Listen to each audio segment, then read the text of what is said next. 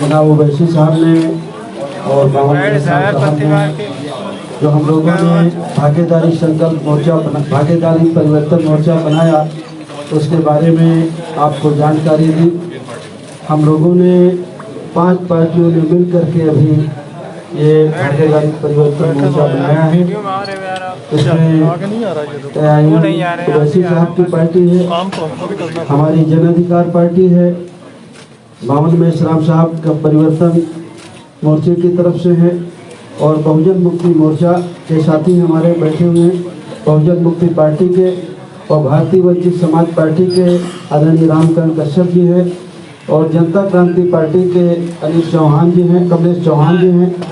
इन लोगों ने मिल करके हम लोगों ने अभी इस मोर्चे को बनाया है और कुछ साथी और हमसे संपर्क में हैं, तो वो जल्दी हो 1-2 दिन में उनसे बात करके जो साथी हमसे जुड़ना चाहेंगे उनको हम अपने साथ जोड़ेंगे। हमारे जो मोर्चे का लक्ष्य है, जिस विचारधारा के साथ हम लोग चल रहे हैं, हम बाबा साहब अम्बेडकर को मानने वाले लोग हैं, संविधान को मानने वाले लोग हैं। हमारी वही विचारधारा है जो संविधान की चाहत है, जो संविधान की मंशा है। हम संविधान वादी लोग हैं। हमारा पहला नारा है कि जिसकी जितनी संख्या भारी उसकी उतनी हिस्सेदारी। हम लोग जाति जनगणना कराने के पक्ष में हैं। एक समान शिक्षा पद्धति, निःशुल्क शिक्षा और अनिवार्य शिक्षा।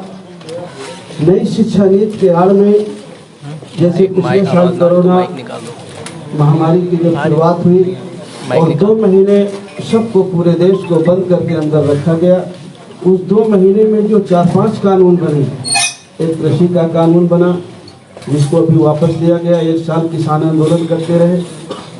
उसी तरह कृषि के बाद बिजली का कानून बना, लेबर एक्ट बना और नई शिक्षा नीति भी बनी।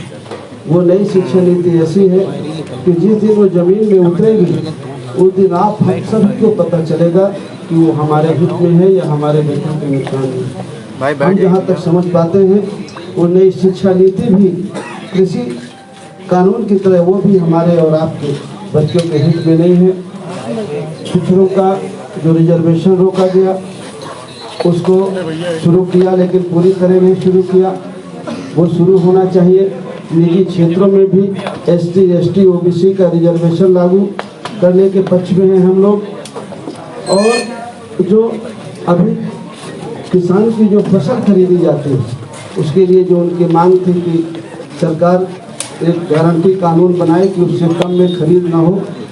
हम चाहते हैं कि अगर इस देश प्रदेश की महान जनता, हम लोग उत्तर प्रदेश में भागीदारी परिवर्तन मोर्चा को अगर अपना सहयोग और पक्ष देती है तो हमें चाहेंगे कि उनकी उपज का सही मूल्य मिले, अच्छा मूल्य मिले और मूल्य की उनकी गारंटी दी जाए।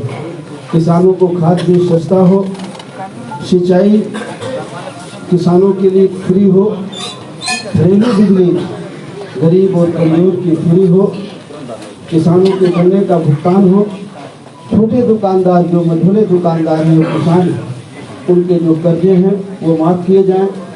कानून व्यवस्था की बहुत बड़ी बात है उत्तर प्रदेश में, चाहे वो समाजवादी पार्टी का शासन रहा हो, चाहे आज भारतीय जनता पार्टी का शासन हो, कानून व्यवस्था की स्थिति बहुत खराब है, बहुत दयनीय है। तो हम लोगों की चाहत है कि कानून व्यवस्था, अगर इस प्रदेश की जनता हमारे मोर्चे को सफलता देती है तो हमारी पहली प्राथमिकता होगी इस प्रदेश की कानून व्यवस्था शुरू की जाए, हमारी बेटियों को सुरक्षा मिले, अन्य पिछड़े वर्गों को, SC, ST को, माइनॉरिटी के जो गरीब बच्चे हैं उनको जो स्कॉलरशिप है वो मिले। पुरानी पेंशन बहाली का एक मामला आया है। कुछ लोगों ने कहा है कि हम पुरानी पेंशन बहाल करेंगे, लेकिन इस बारे में मैं एक बात कहना चाहता हूँ। जब इस देश के प्रधानमंत्री माननीय अटल बिहारी वाजपेयी जी थे, उन्होंने पुरानी पेंशन को बंद कर दिया था। अब पेंशन नहीं दी जाएगी ऐसा उन्होंने कानून बनाया था। उस समय प्रदेश में समाजवादी पार्टी की सरकार थी और सबसे पहले अगर उस कानून को किसी ने माना तो उत्तर प्रदेश की सरकार ने माना। पिछली बार 5 साल समाजवादी पार्टी की सरकार रही, उन्होंने पुरानी पेंशन बहाल नहीं की। अभी भी बंगाल में पुरानी पेंशन लागू है। बहुत सारे प्रदेशों ने धीरे धीरे करके उस पेंशन को ख़त्म किया, लेकिन सबसे पहले अगर ख़त्म किया तो उत्तर प्रदेश की समाजवादी पार्टी ने ख़त्म किया।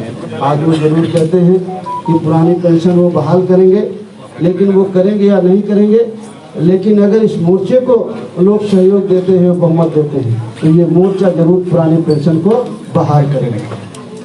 ऐसी कुछ मुद्दों के साथ हम लोग चुनाव में जा रहे हैं। हमारे सीटों के बंटवारे में कोई विवाद नहीं है। लगभग 90-95% सीटों पर हम लोगों ने काम कर लिया है। कुछ लिस्टें हमारी जारी भी हो गई हैं। आने वाले 2-3 दिन में हमारी सारी लिस्टें जारी हो जाएंगी। यही कुछ बातें आपको जानकारी भी देना था। वैसे जी आप कहते हैं कि मुसलमानों का मुख्यमंत्री उत्तर प्रदेश में होना है, लेकिन बात जो मुख्यमंत्री बनाएंगे उसमें विहीनता मजबूरी का गठबंधन है या पहले से आप इस पर काम कर रहे थे? ऐन मौके पर आप सामने मजबूरी का गठबंधन, जिस विचारधारा के हम लोग पिछले 4 महीने से पिछड़ा दलित अल्पसंख्यक भाईचारा बनाओ सम्मेलन पूरे प्रदेश में कर रहे हैं। आपको अच्छी तरह से जानकारी होगी, आप लोगों ने हमें दिखाया हो या न दिखाया हो, लेकिन प्रदेश में अगर सबसे ज़्यादा कार्यक्रम किसी पार्टी ने किए हैं तो जन अधिकार पार्टी ने किए। और हम सब लोगों ने एक दूसरे से सहयोग लेकर के पूरे प्रदेश में 4 महीने से चतुर्मासा में भी हम लोग नहीं बैठे, पिछड़ा दलित अल्पसंख्यक भाईचारा बनाओ सम्मेलन हम लोग कर रहे हैं। और जो हम कर रहे हैं, जिस विचार के आदमी हैं वो आपके सामने हम देख रहे हैं। देख लीजिए, पिछड़ा भी है, दलित भी है, अल्पसंख्यक भी है। इसमें से मुख्यमंत्री का चेहरा कौन होगा? क्योंकि भाजपा में तो सीएम योगी आदित्यनाथ है, सपा और आरएलडी के गठबंधन में अखिलेश यादव है, आपके गठबंधन में कौन मुख्यमंत्री का चेहरा है? देखिए, अब हमारे गठबंधन में अभी तो मुझे आप लोगों ने कहा है कि मैं संयोजक हूँ, बाकी अब आप लोग से पूछ लीजिए।